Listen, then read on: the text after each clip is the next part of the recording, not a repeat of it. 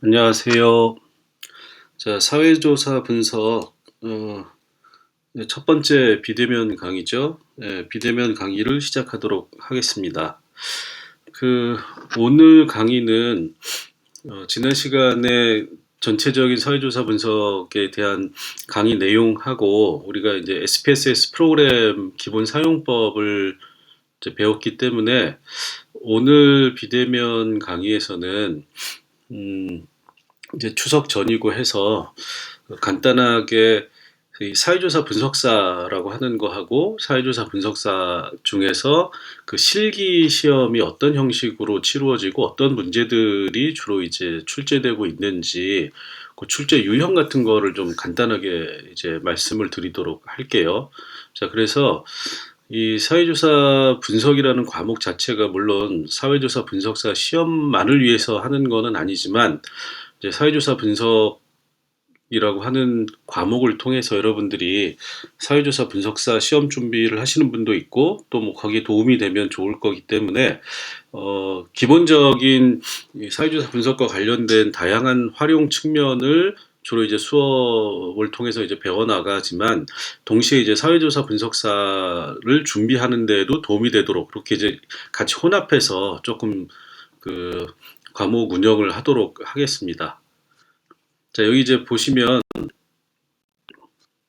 그 우선 이제 그 사회조사 분석사에 대해서 간단히 소개를 드리면 이 사회조사 방법할 때도 말씀을 드렸는데 여기 이제 보시면 사회조사 분석사라고 하는 거는 기본적으로 이 사회조사 기관이나 아니면 기업의 홍보 마케팅 부서에서 많이 이제 활용을 할 수 있는 자격증이에요. 그래서 여기 이제 보시면 다양한 사회 정보의 수집, 분석, 활용을 담당하는 직종. 그래서 주로 이제 기업의 시장 조사라든가 아니면 여론조사 기관, 이 조사 기관의 여론조사 등을 이제 실제로 담당하는 역할을 하는 전문가다 이렇게 돼 있습니다. 그래서 이 사회조사 분석사로서 이제 활동하기 위해서는 사회조사 방법론하고 이제 우리가 지금 이번 학기에 강의를 하고 있는 이제 사회조사 분석, 즉 통계 지식, 통계 분석을 위한 통계 패키지 프로그램 이용법을 이제 주로 활용하는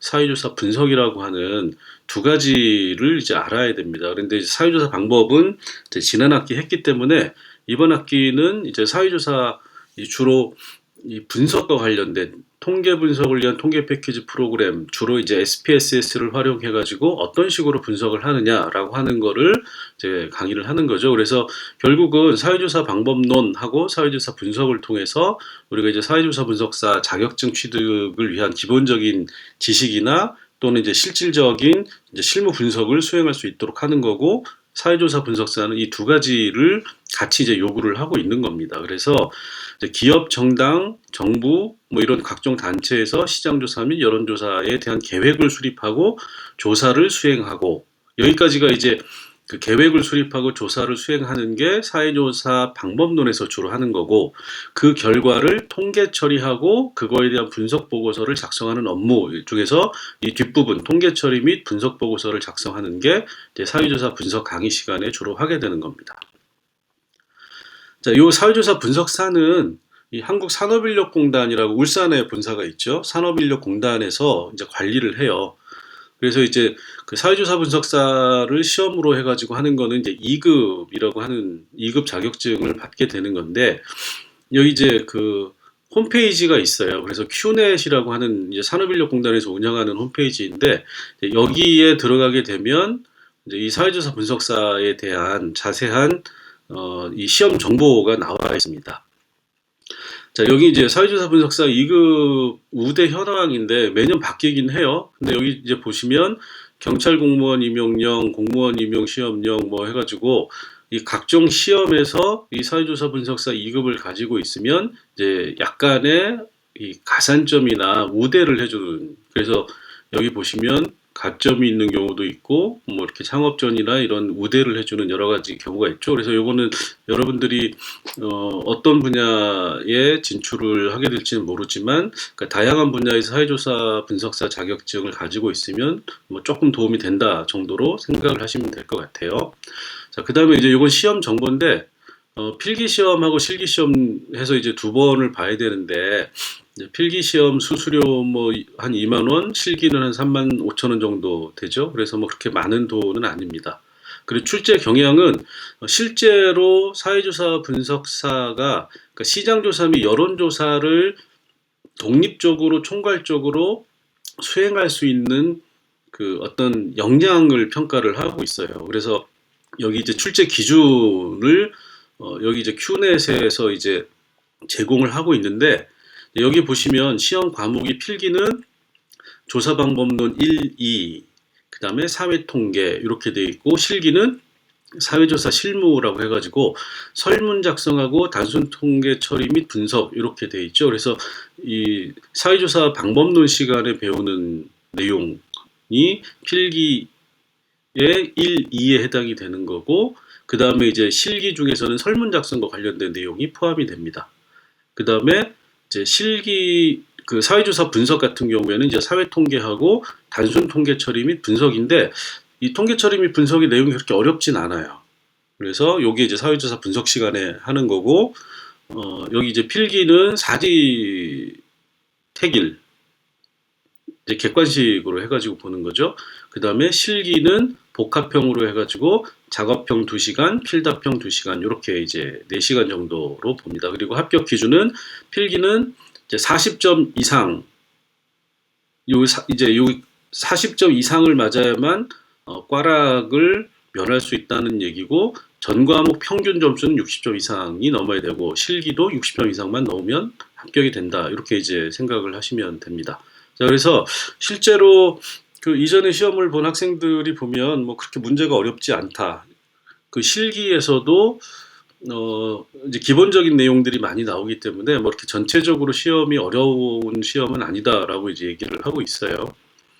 자, 그래서 이제 이 중에서 우리가 사회조사 분석과 관련해가지고 우리가 이번 학기에 하는 내용 중에서 구체적으로 사회조사 분석 실무와 관련된 출제 경향이나 이제 기준 같은 거를 보면, 이제 크게 보면 이제 이 앞에 1, 2, 3은 이제 사회조사 방법과 관련된 내용이라서 이제 뺐습니다. 그래서 사회조사 분석 실무 이번 학기 강의와 관련된 거를 보면, 실사 관리라고 하는, 이제 이건 일반적인 얘기예요. 실사라고 하는 건 실제 조사를 준비하는 것, 실제 조사를 진행하고 관리하는 것, 실제 조사의 품질을 관리하는 것. 그래서 요거는 뭐 아주 이제 기본적인 내용을 여러분들이 교재를 참고하시면, 요거는 뭐 딱히 그렇게 어렵게 준비할 필요가 없고 간단하게 이제 대충 읽어보시면 아는 내용이고, 그 다음에 이제 여기서부터가 자료 처리라고 돼 있는 부분이 사회조사 분석, 이제 이 통계 처리와 관련된 내용이거든요. 그래서 여기 이제 보시면 이 자료 처리라고 돼 있는 이 시험 항목 분야를 보시면 세부 항목에 부호화하기라고 하는 게 있죠. 요거 이제 지난 시간에 설명을 잠깐 드렸는데, 이제 코딩이라고 하는 겁니다. 그래서 부호화라고 하는 거는 여기 이제 보시면 나와 있지만, 응답된 설문 항목이라고 하는 거는 이제 그 조사가 완료된 설문지를 얘기를 하는 거죠. 그래서 이 설문지, 조사된 설문지를 어떻게 이 통계 분석 프로그램이 인식할 수 있는 디지털화된 이 코드로 코딩을 하는가, 숫자화하는가라고 하는 거죠. 그래서 여기 보시면 코딩할 때 개별 설문 문항을 어떻게 코딩하느냐, 그 밸류 값을 어떻게 설정하느냐, 뭐 이런 얘기를 하는 거예요. 그래서 개방형 응답 변수에 대한 응답 내용을 보호하는 거, 부호화된 값과 설문 항목 간의 대응 관계를 위해서 부호화 지침서. 이 코딩 지침서라고 하는 건 조금 이따 설명을 드릴게요. 그래서 이 부호하는 코딩과 관련된 내용하고, 두 번째는 이제 이 자료 입력이라고 하는 거는 실제로 설문지, 조사된 설문지를 이제 이 부호하기라고 하는 거에 의해 가지고 자료를 파일로 입력하는 겁니다. 그래서 이것도 저희가 지난 시간에 간단하게 설문지 하나 작성한 다음에 직접 입력을 해봤잖아요. 그걸 얘기를 하는 겁니다. 그래서 이것도 딱히 뭐 이렇게 어려운 내용이 없어요. 그래서 자료 분석을 위해서 설문 응답 자료를 데이터베이스에 입력한다라고 하는 건데, 이 데이터베이스라고 하는 게 SPSS에 직접 입력하는 거일 수도 있고, 아니면 텍스트 파일에 입력하는 걸 수도 있고, 엑셀 파일에 입력을 하는 걸 수도 있습니다. 그래서 어쨌든 간에 설문지에 응답자들이 응답을 했던 그 질문의 응답치를 숫자로 만들어서 파일로 만드는 것, 자료를 입력하는 것, 요게 이제 자료 입력하기죠. 그 다음에 자료의 정확성을 확보하기 위해서 입력된 자료의 정합성을 판단하는 것, 요게 이제 지난번에 설명드렸던 데이터 클리닝이라고 하는 겁니다. 그래서 데이터 클리닝을 과정을 통해서 잘못 입력된 자료를 다시 고치는 것, 요게 이제 3번이죠. 정합성 판단 결과, 즉 데이터 클리닝을 토대로 잘못 입력된 값을 수정하는 것. 그 다음에 이제 이런 오류 값을 이제 여러 번 반복해서 오류가 있을 때마다 수정해가지고 이 데이터베이스에 입력된 자료를 기초로 자료 분석용 원시 자료를 생성하는 것. 요거는 이제 SPSS로 저희는 작업을 하기 때문에 SPSS용 데이터 파일을 만드는 것. 여기까지가 자료 입력하기가 되는 겁니다. 자, 그 다음에 최종 원시 자료 생성하기라고 하는 거는 여기 이제 자료 분석용 원시 자료를 생성할 수 있다는데 생성할 수 있는 거니까 이제 생성을 하지 않은 거죠. 그래서 이 자료 분석용 원시 자료를 생성하면 최종 원시 자료 생성하기가 되는 겁니다. 그래서 여기 보시면 각 응답 항목에 대해서 빈도표를 작성한다. 작성된 빈도표를 토대로 설문 항목별 자료의 특성을 분석할 수 있다. 응답 항목별 특성을 기초로 최종 원시 자료를 생성할 수 있다는데 요거는 조금 순서가 잘못된 것 같아요. 최종 원시 자료를 이제 생성하고 그 다음에 생성된 자료의 특성을 1, 2번을 통해서 파악하는 거죠. 그래서 3, 1, 2가 되는 게 더 맞을 것 같다는 생각이 드네요. 요 이제 요거 뭐 제가 만든 게 아니기 때문에 그렇습니다.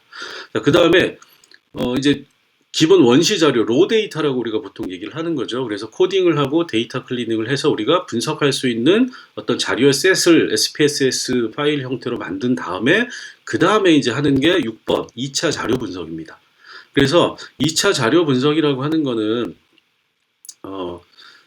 여기 보시면 조사 목적 2차 자료를 선정하는 것, 2차 자료를 수집하는 것, 2차 자료를 분석하는 것이라고 나오는데 조사 목적에 부합하는 2차 자료 유형을 조사할 수 있다. 이거는 남이 만들어 놓은 데이터들을 가져다가 내가 원하는 목적으로 재가공을 한다라는 거예요. 그래서 다양한 형태의 데이터들이 만들어져 있는데 내가 조사하고자 하는 목적에 부합하는 2차 자료 유형을 조사하고 2차 자료 후보군을 수집하고 그 중에서 내가 원하는 조사 목적과 유사한 형태로 이미 조사된 자료를 확정하는 것. 이게 이제 2차 자료를 선정하는 것.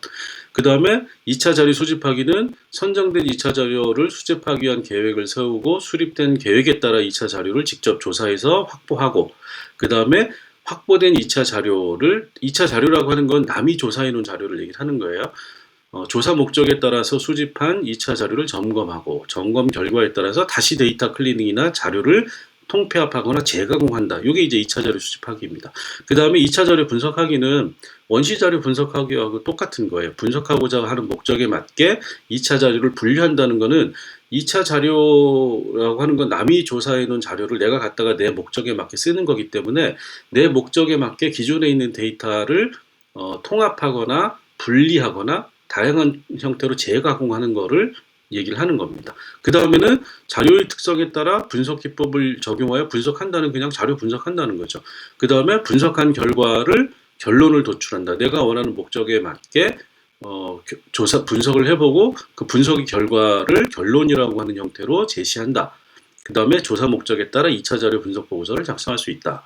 그래서 요거는 원시 자료를 분석하는 거 다르지 않은데 다만 차이가 있다면 원시 자료는 내가 조사한 거를 코딩하고 데이터 클리닝을 통해서 원시 자료를 만들어서 분석하는 거고 2차 자료라고 하는 거는 다른 사람이 조사해 놓은 데이터를 가져다가 내가 원하는 형태로 재가공하는 거를 얘기를 하는 겁니다. 그래서 6번은 5번하고 크게 다르지 않다라고 생각을 하시면 돼요. 자, 그 다음에 이제 요게 사실은 실질적으로 사회조사 분석 실무에서 여러분들이 이제 주로 이제 연습을 하시고 시험을 치는 주된 내용에 해당이 되는 건데 여기 이제 보시면 크게 보면 기술 통계와 추리 통계라고 하는 걸로 구분이 돼요. 근데 이제 기술 통계가 훨씬 더 많이 쓰이긴 합니다.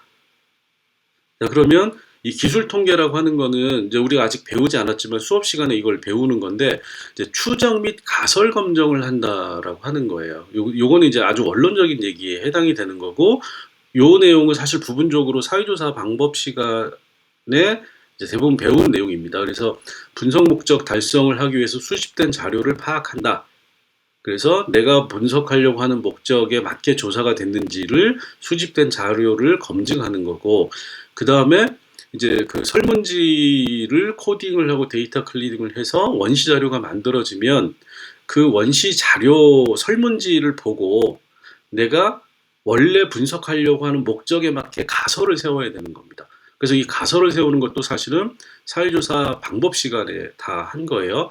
그 다음에 가설 검증을 위한 통계치 기준을 설정하고 적용할 수 있다라고 하는 거는 이제 가설을 우리가 세우는 건 사회조사 방법 시간에 했는데 사회조사 분석 시간에는 그 세운 가설을 통계를 통해서 어떻게 분석할 수 있느냐라고 하는 거를 하는 겁니다.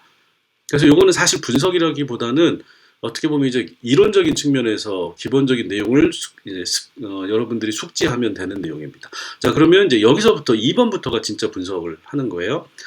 2번이 이제 기술 통계량을 산출하는 거가 됩니다. 그래서 저희도 이제 수업 시간에 요 순서대로 할 거예요. 가장 먼저 가장 기본이 되는 기술 통계량, 그러면 예를 들어서 이제 범위라든가 중앙값이라든가 아니면 평균값이라든가 이런 내용들을 우리가 이제 기술 통계량이라고 하는데, 이 기술 통계량의 특징은 뭐냐면 조사 자료의 속성을 요약하고 정리하는 게 기술 통계량입니다.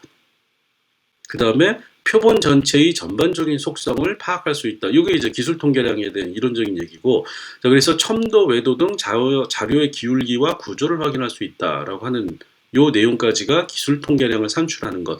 그래서 이것도 이제 우리가 SPSS를 통해서 아주 간단하게 이 원시 자료를 토대로 해서 이제 기술 통계량을 제일 먼저 산출하는 방법을 배우게 되는 거죠. 그 다음에는 기술 통계량이 산출되면 요걸 토대로 해서 뭐냐면 빈도를 분석하는 겁니다. 빈도라고 하는 거는 우리가 설문지에서 이제 어떤 거에 대해서 어떻게 생각하십니까?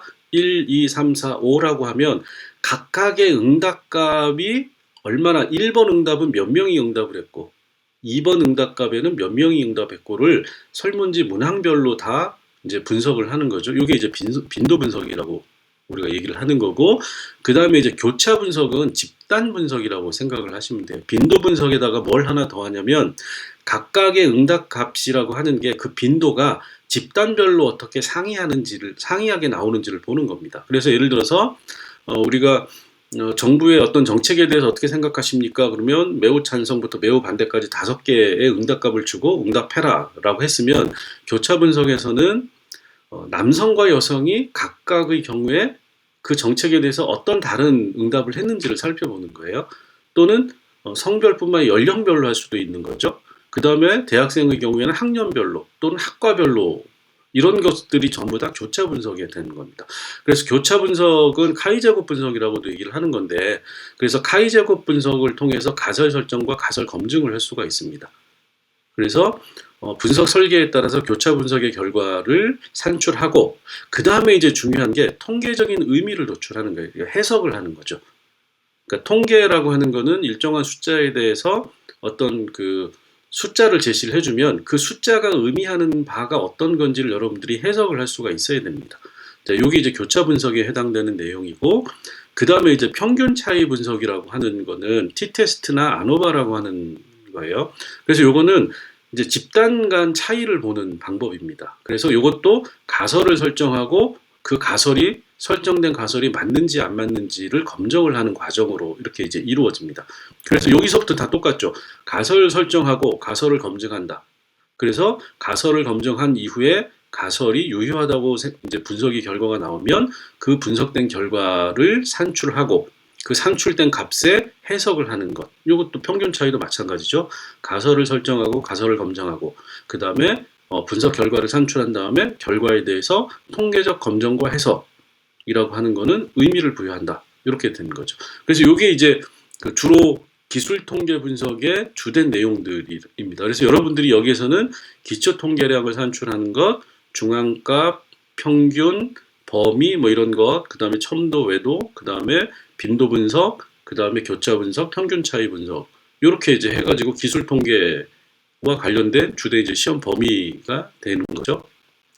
자, 그 다음에는 회귀 분석이라고 되어 있는데 여기 이제 3가지로 되어 있어요. 그래서 신뢰도 분석이라고 하는 거는 여러분들이 회귀 분석을 하기 위해서 조사된 설문지의 조사값이 믿을 만한지를 먼저 테스트를 하는 거를 우리가 신뢰도 분석이라고 얘기를 하는 겁니다. 그래서 신뢰도 분석은 그 자체로서 쓸모가 있다기보다는 상관관계 분석이나 회귀 분석을 하는 데 있어서 회귀 분석을 할 수 있는지 없는지를 보기 위해서 우리가 신뢰도 분석을 주로 하고 있어요. 자, 그 다음에 상관 분석 또는 상관관계 분석이라고 얘기를 하는데, 이 상관관계 분석이라고 하는 거는 두 가지 응답이 서로 밀접하게 연관되어 있느냐 연관되어 있지 않느냐를 보는 겁니다. 그래서 이것도 이 세세 항목이라고 되어 있는데, 여기 보면 분석하는 거는 똑같아요. 가설 설정을 하고 설정된 가설에 대해서 검정을 하고, 그 검정을 한 결과, 분석 결과가 산출이 되면 그 산출된 결과에 대해서 통계적인 검정에 대해서 그 가설이 맞는지 틀리는지, 그 다음에 가설이 맞는다고 하면 그 가설을 토대로 해서 우리가 그 수치를 어떻게 해석할 수 있는지를 이제 얘기를 해주면 되는 겁니다. 그 다음에 이제 이 회귀 분석은 단순 회귀 분석과 다중 회귀 분석, 그 다음에 이제 여러 가지 복잡한 이 분석 기법으로 구분이 되는데, 사회조사 분석사에서는 단순 회귀 분석, 아주 기본적인 회귀 분석만 합니다. 그래서 이건 굉장히 쉬워요. 다중 회귀 분석으로 가면 뭐 다중공선성이니 뭐 독립 변수들 사이에 서로 상관성이 있느냐, 이렇게 굉장히 복잡한 내용이 많이 나오는데, 이 단순 회귀 분석은 그게 아니라 아주 기본적으로 우리가 이 어떤 독립 변수가 종속 변수를 얼마나 예측할 수 있는지를 아주 기본적인 변수 하나만을 가지고 보는 겁니다. 그래서 이렇게 얘기하면 이제 여러분 지금 무슨 말인지 모를 수 있는데, 요거를 아까 얘기했던 여기 이제 이 기술 통계 분석부터 요걸 해야만 회귀 분석을 이해할 수가 있어요. 그래서 기술 통계량을 산출하고 빈도를 분석하고 교차 분석을 하고 평균 차이 분석을 하고, 그 다음에 이제 신뢰도 분석을 하고 상관관계 분석을 하고, 그 다음에 회귀 분석을 하면 앞에서 나왔던 게 한꺼번에 다 나옵니다. 그래서 이 회귀 분석까지 하면 여러분들이 실질적인 사회조사 분석 실무에 관한 시험 준비를 대부분 다 할 수 있다라고 이제 생각을 하시면 되고, 저희 수업에서는 조금 난이도를 높여서 단순 회귀 분석뿐만이 아니라 다중 회귀 분석, 그 다음에 이 더미 변수를 이용한 회귀 분석까지 해가지고 조금 더 이 뒤까지 할 거예요. 시험 범위엔 들어가지 않습니다. 자, 그래서 이 회귀 분석도 기본적으로는 회귀 분석 방법을 결정하고, 이제 회귀 분석은 여러 가지 방법이 있거든요. 그 내부에. 그래서 이런 분석을 할 때는 회귀 분석 기법 중에 어떤 거를 써야 되는지를 결정을 하고, 그 다음엔 똑같죠. 분석 설계를 해서 어떤 회귀 분석 방법을 통해서 분석을 한다라고 결정을 했으면 그거에 따라 분석을 하면 되는 거죠. 자, 그러면 가설을 설정을 하고 가설 검정하고 분석 결과를 산출시켜서 그거에 대한 해석을 한다. 요건 앞에 거하고 다 똑같은 겁니다. 그러니까 여러분들이 기본적으로 사회조사 분석이라고 하는 거는 가설을 설정한다, 가설을 검증한다, 가설 검증의 결과로 산출된 숫자에 대해서 해석을 통해서 의미를 부여한다라고 하는 이 과정만 생각을 하시면 돼요. 다만 가설을 설정한 이후에 가설 검증할 때 가설 검증을 소위 말하는 이 교차 분석을 통해서 할 거냐, 아니면 t-테스트나 아노바와 같은 평균 비교를 통해서 할 거냐, 아니면 상관 분석을 통해서 할 거냐, 단순 회귀 분석을 통해서 할 거냐, 요렇게 이제 요것만 결정을 해주면 되는 겁니다. 자, 이렇게 생각하면 뭐 그렇게 어려운 내용이 없어요. 그래서 하나하나의 분석 기법이 어떤 거고, 그 분석 기법의 결과에 따라서 어떤 수치가 제시가 되고, 그러면 그 다양하게 제시되는 수치 중에서 우리가 어떤 수치를 보고 해석을 할 수 있느냐, 이것만 여러분들이 유의를 하시면 됩니다. 자, 이렇게 이제 이해를 하시면 되고, 그 다음에 이제 FGI라고 하는 정성조사인데, FGI라고 하는 거는 일종의 면접 방법이에요. 그래서 포커스드 그룹 인터뷰라고 하는 심층 집단 면접인데, 요거는 우리가 사실은 개별 면접 방법은 사회조사 방법 시간에 했어요. 그래서 요거를 사회조사 분석 시간에 다루지는 않을 겁니다. 그런데 뭐 필요하면은 별도로 한번 FGI라고 하는 정성조사가 사회조사 분석 실무 과목 안에 들어가 있기 때문에 사회조사 방법 시간에 했지만, 한 주 정도 따로 시간을 내 가지고 요거는 뭐 필요하면 한번 설명을 따로 드리도록 할게요. 그래서 요거는 그러니까 집단 심층 면접이라고도 하고 심층 집단 면접이라고도 하는데 뭐 줄여서 그냥 FGI라고 합니다. 그래서 FGI를 어떻게 설계하고 어떻게 실시하고 FGI를 통해서 나온 자료를 어떻게 분석하느냐라고 하는 건데 이거 이제 정량 분석이라고 하는 양적 분석이 아니라 질적 분석에 해당되는 내용입니다. 그래서 우리가 하는 통계 패키지하고는 거의 관계가 없다라고 생각을 하시면 돼요. 그 다음에 우리가 이제 이 사회조사 분석사의 실기 기출 문제를 한번 살짝 볼게요. 어떤 문제 유형이 있는지. 자, 그래서 이게 기본적으로 SPSS 패키지를 이용해서 분석을 하는 거잖아요. 그래서 자료 파일을 기본적으로 이 텍스트 파일의 형태로 여러분들한테 시험 시간에 제공을 해줘요. 그러면 이 텍스트 파일은 이제 우리가 지난 시간에 코딩을 살짝 해봤잖아요. 자, ID라고 하는 게 있죠. 이게 ID 번호가 되는 겁니다. 그래서 요게 이제 ID 번호 11203에서 쭉 해서 요 밑에 더 있습니다. 자, 그러면 요게 설문지 하나라고 그랬죠. 설문지 하나. 요거는 설문지 한 문항.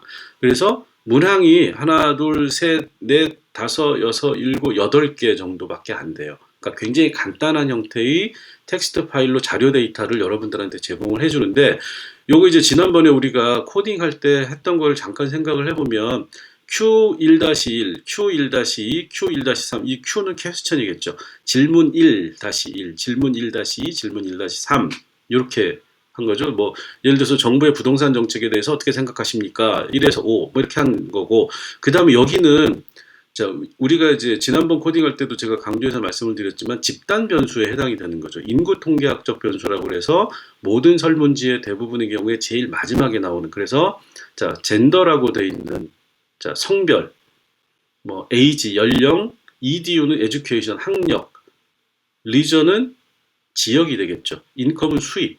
그래서 요건 205만 원일 거고 이건 이제 어느 지역에 사느냐. 요거는 교육 연수가 몇 년이냐. 이거 그냥 대충 보면 벌써 알 수 있는 거예요. 나이가 몇 살이냐. 성별은 1과 0이니까 남성이냐 여성이냐. 요거는 9도 나오네요. 그러면 요건 설문지를 봐야 되겠죠. 자, 그래서 요 표를 요걸 이제 텍스트 파일로 주면 여러분들이 지난 시간에 말씀을 드렸죠. 여러분들은 이제 지난 시간에 직접 SPSS에서 이걸 코딩을 해서 부호를 입력해서 숫자를 입력해서 파일을 만들었는데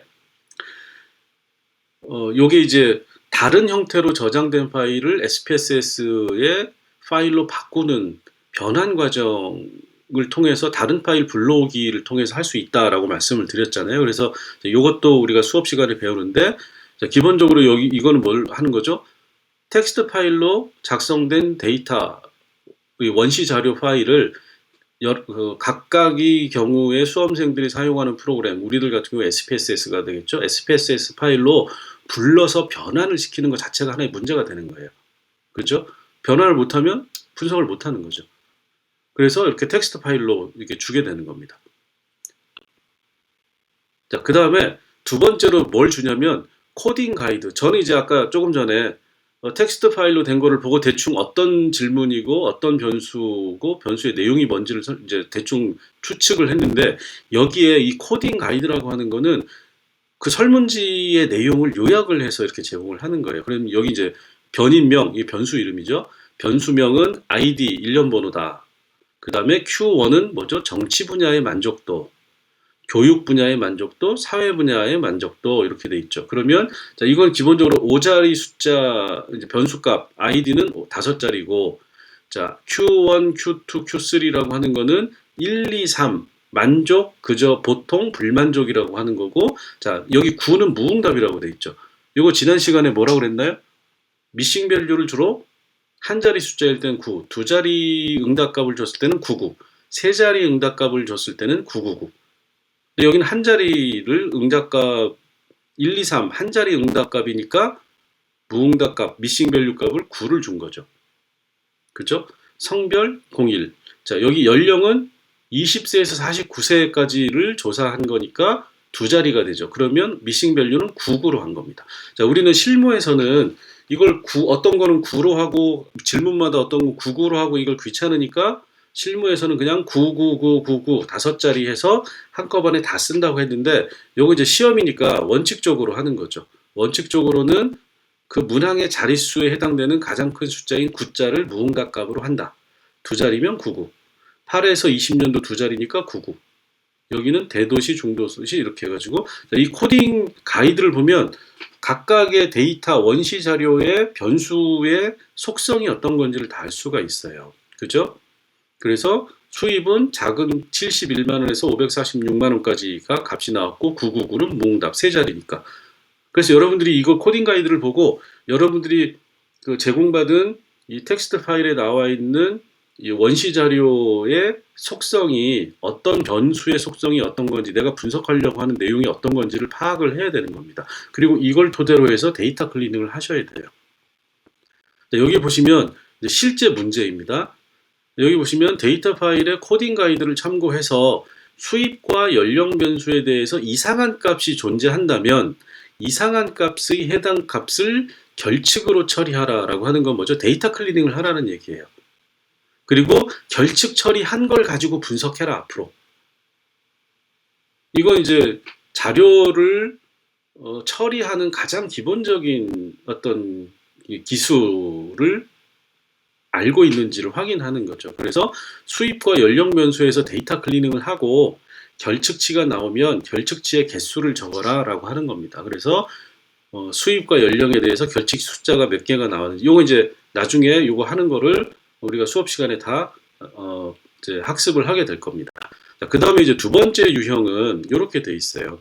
교차 분석, 이거 이제 다른 말이 2차원 분할표 분석 이렇게 돼 있는데 교차 분석을 하고 답란에다가 분석 결과를 적어라. 그러면 교차 분석 이제 카이 제곱 분석을 얘기를 하는 거예요. 카이 제곱 분석을 하고 이 피어슨의 카이 제곱의 값하고 이 자유도가 4일 경우에 유의 확률을 어느 정도 수준에서 이제 이 양측 검증을 했을 때 이렇게 된 겁니다. 요거 이제 나중에 다 배우게 될 거예요. 그래서 요거는 사실은 여러분들이 SPSS로 제공받은 데이터에 대해서 교차 분석을 하고 카이 제곱 분석을 하면 이 값을 다 보여줘요. 그러면 분석한 결과에 나온 수치를 여기다 그대로 옮겨 적으시면 되는 겁니다. 자, 그래서 요거는 그냥 분석 결과 값을 교차 분석을 할 수 있느냐? 교차 분석을 할 수 있으면 교차 분석을 해서 SPSS가 보여준 수치 중에 여기에 해당되는 값을 그대로 옮겨 적으라는 얘기입니다. 굉장히 쉬운 거죠. 자, 그 다음에 여기서부터가 조금 복잡하고 어려운 문제인데, 자, 상관관계를 구하시오. 이거는 뭐죠? 상관관계 분석을 하시오라는 얘기입니다. 자, 그러면 상관관계 분석을 하면 뭐가 중요하냐면 피어슨의 상관계수를 구하고 양측 검증을 실시한다. 자, 이거는 양측 검증으로 상관관계 분석을 하면 이 SPSS가 피어슨의 상관계수 값을 계산해서 알려줍니다. 자, 그럼 여러분들은 SPSS가 계산해서 알려준 상관관계 이 상관계수 값을 여기다 그대로 적으시면 돼요. 네, 요거 칸이 좀 잘못됐네요. 네, 요. 자, 그래서 여기 이제 빈칸으로 돼 있는데 수입원과 교육기관이라고 하는 두 개의 변수 사이의 상관계수 값을 여기다 적는 거고, 자, 이 상관계수가 통계적으로 유의한지 유의하지 않은지를 확인하는 유의 확률 값을 여기다 적는 겁니다. 이것도 다 SPSS가 보여주니까 그대로 옮겨 적으면 되는 거예요. 그 다음에 이제 문제가 뭐냐면 문제가의 여기다 이제 다 적었잖아요. 그러면 이 값을 보고 상관계수 값하고 유의 확률이라고 하는 거를 보고 두 개의 값을 보고 분석 결과를 해석해서 이거를 어떤 식으로 해석해야 되는지 이걸 이제 통계의 검증이라고 얘기를 하는 겁니다. 통계를 검증하시오라고 하는 거예요. 그러면 이거에 대한 가설이 뭐다? 그 가설이 유의 확률 값을 토대로 했을 때 이 상관계수 값이 통계적으로 유의하다 또는 유의하지 않다를 판단하시면 되는 겁니다. 그래서 이것도 이제 수업 시간에 다 하게 될 거예요. 자, 그러면 나머지는 다 이런 방식에 의해서 무엇에 대해서 무슨 분석을 하시오 그러면 요 분석을 하고 SPSS가 보여준 숫자를 보고 그 분석의 결과에 대해서 통계적인 검증을 하는 그런 과정으로 문제가 나옵니다. 자, 이렇게 이제 회귀 분석도 똑같은 거예요.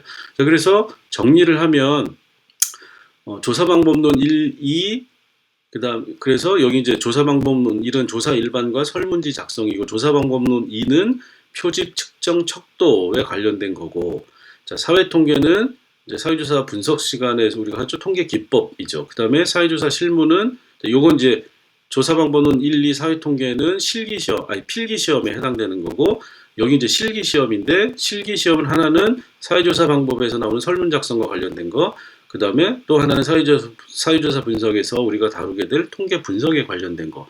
요렇게 해서 이제 시험이 치러지고, 요렇게 이제 준비를 하시면, 그러면 사회조사 방법하고 사회조사 분석 두 가지 과목을 듣고 시험을 보시면 된다. 이렇게 얘기를 할 수가 있겠죠. 자, 그 다음에, 네, 요거 이제, 여기 이제 앞으로 가야 되는데 약간 잘못됐네요. 그래서 여기 보시면 사회조사 분석사 실기 기출문제 이렇게 해가지고, 요렇게 나와요.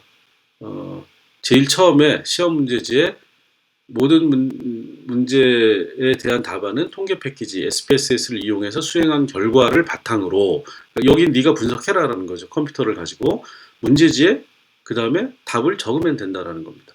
그래서 이제 여기 보시면 아까 제가 일부만 보여드렸지만 남녀 314명을 대상으로 해서 개인 특성과 경력에 따른 만족도 조사를 실시했다. 그래서 데이터 파일은 개인별로 다 data.txt라고 하는 텍스트 파일로 저장이 돼서 제공이 되니까 요거를 네가 사용하는 프로그램, 통계 패키지 프로그램에 맞게 가공을 해서 전환해가지고 써라. 그리고 변인과 변인 간에는 탭으로 구분되어 있다. 요 얘기를 굳이 하는 이유는 뭐죠? 요 텍스트 파일을 변할 때 탭으로 구분되어 있으니까 이 탭이라고 하는 거를 기초로 해서 그 통계 SPSS 파일로 변환하라라는 얘기입니다. 힌트를 준 거예요. 그 다음에 모든 문항에 무응답이 있는 경우는 9, 99, 999. 자, 결집값 처리가 이렇게 되어 있다. 그래서 무응답에 대한 결집값을 처리하고 나서 분석해라.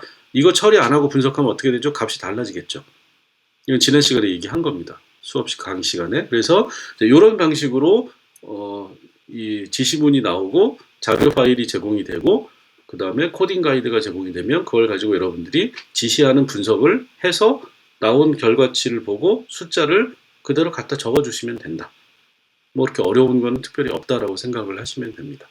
자, 그래서 그 오늘은 그 기본적인 사회조사 분석사에 대한 설명하고 그 다음에 사회조사 분석사의 주된 그 시험 영역하고 기출 문제를 살펴봤어요. 그래서 우리가 이제 지난 대면 강의하고 이번 주 비대면, 다음 주 비대면 이렇게 해가지고 이 통계 패키지의 기본적인 자료를 불러오고 변환하고 가공하고 처리하는 거에 대한 기본적인 거를 우리가 이제 연습을 할 텐데 여기 이 부분이 이제 이 시험의 앞부분에 해당되는 거죠. 요거를 처리하는 게 바로 여러분들이 지금 배우고 있는 겁니다. 그래서 요게 되어야만 실질적인 통계 분석을 할 수 있다. 이렇게 생각을 하시면 되고, 자, 이번 주는 이 사회조사 분석사에 관련해서 여러분들이 뭐 사회조사 분석사에 관심이 없는 분들도 기본적으로 우리가 배우는 내용이 어떤 거다라고 하는 거를 알 수 있는 거니까 겸사겸사 이제 이렇게 해서 아 내가 어떤 거를 한 학기 동안 한다라고 하는 거를 미리 생각해 보시면 좋을 것 같습니다. 그래서